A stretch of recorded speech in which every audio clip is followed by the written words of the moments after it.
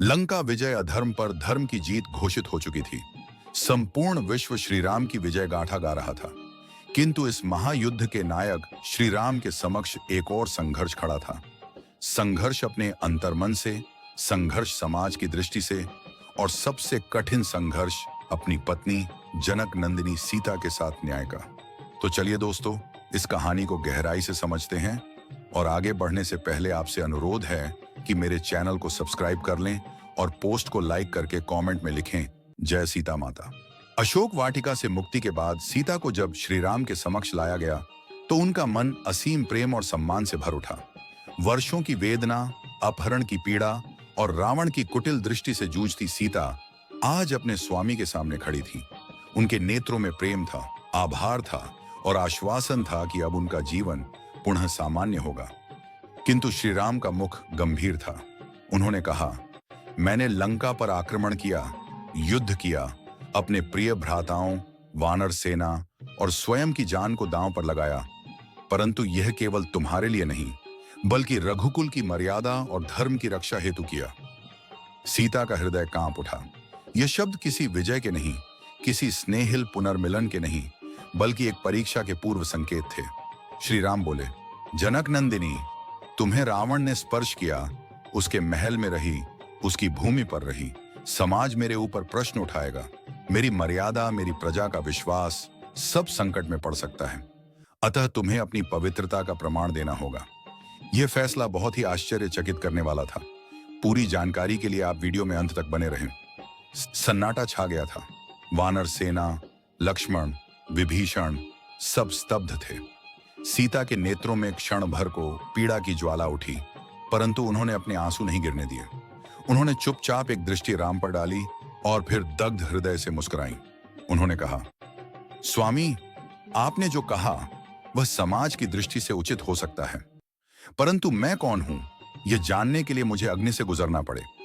यह न केवल मेरे स्त्रीत्व का बल्कि संपूर्ण नारी जाति के अस्तित्व का अपमान है।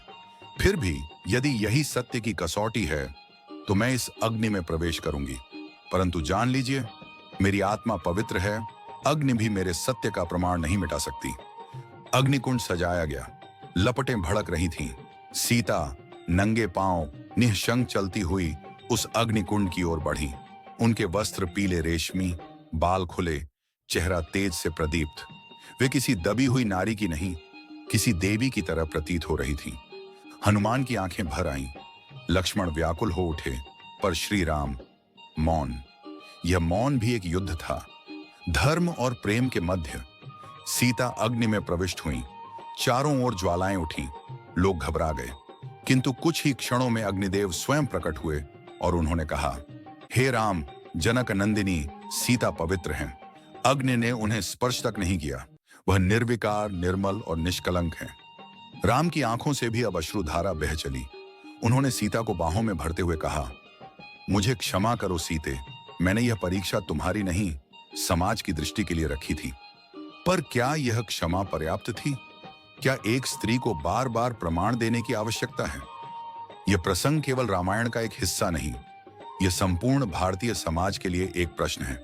सीता की अग्नि परीक्षा केवल उनका तप नहीं था, यह उस युग की सामाजिक मान्यताओं का प्रतिबिंब था, जहां एक नारी को स्वयं की पवित्रता सिद्ध करनी होती थी, जबकि दोषी रावण को प्रश्नों से मुक्त रखा गया। आज भी यह प्रसंग हमारे समक्ष एक दर्पण की भांति खड़ा है। क्या आज की सीता को भी परीक्षा देनी पड़ती है? क्या हम उसके अस्तित्व को उसके शब्दों से नहीं बल्कि उसकी पीड़ा से आंकते हैं? सीता की अग्नि परीक्षा पवित्रता की कसौटी से अधिक आत्मबल की परीक्षा थी। वह अग्नि में नहीं जली क्योंकि उसमें सत्य की शक्ति थी। वह अग्नि से नहीं डरी क्योंकि उसका अंतर्मन स्वच्छ था। यह कथा हमें सिखाती है कि प्रेम में संदेह नहीं होना चाहिए और नारी को उसकी गरिमा के आधार पर सम्मान मिलना चाहिए, न कि समाज के ढांचों पर। राम जैसा मर्यादा पुरुषोत्तम भी जब इस निर्णय को लेते हैं तो हम यह समझ सकते हैं कि समाज का दबाव कितना कठोर होता है। किंतु हमें यह भी स्वीकारना चाहिए कि श्री राम ने अंततः सीता को स्वीकार किया, न केवल अग्नि के प्रमाण पर बल्कि उनकी आभा, उनकी निष्ठा और आत्मबल को देखकर। यह स्वीकारोक्ति हमारे लिए एक संकेत है कि पवित्रता कोई बाहरी वस्तु नहीं, वह अंतरात्मा से निकलती है। आज जब हम सीता की बात करते हैं तो उन्हें केवल पीड़ित स्त्री के रूप में नहीं, एक शक्तिशाली, आत्मनिर्भर और तेजस्वी महिला के रूप में देखना चाहिए। उनकी अग्नि परीक्षा केवल एक युग की कथा नहीं, आज की भी कहानी है। समाज के हर कोने में जहां किसी महिला को अपने चरित्र का प्रमाण देना पड़ता है, वहां सीता की अग्नि परीक्षा फिर से जीवित हो जाती है। और हर बार जैसे उस दिन अग्निदेव ने सत्य की गवाही दी थी, वैसे ही आज भी सत्य देर से सही पर सामने आता है।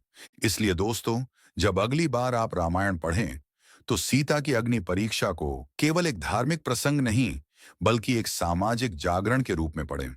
वह केवल अग्नि में प्रवेश नहीं था, बल्कि वह थी एक स्त्री की घोषणा। मेरी आत्मा पवित्र है, अग्नि भी मेरे सत्य का प्रमाण नहीं मिटा सकती। सीता, नारी शक्ति की अमिट परिभाषा, सत्य और आत्मसम्मान की मूर्ति, और हमारे समाज की वह चेतना जिसे हर युग में पुकारा जाना चाहिए। तो चलिए दोस्तों, अभी के लिए बस इतना ही। मिलते हैं अगले एपिसोड में। जय सीता माता।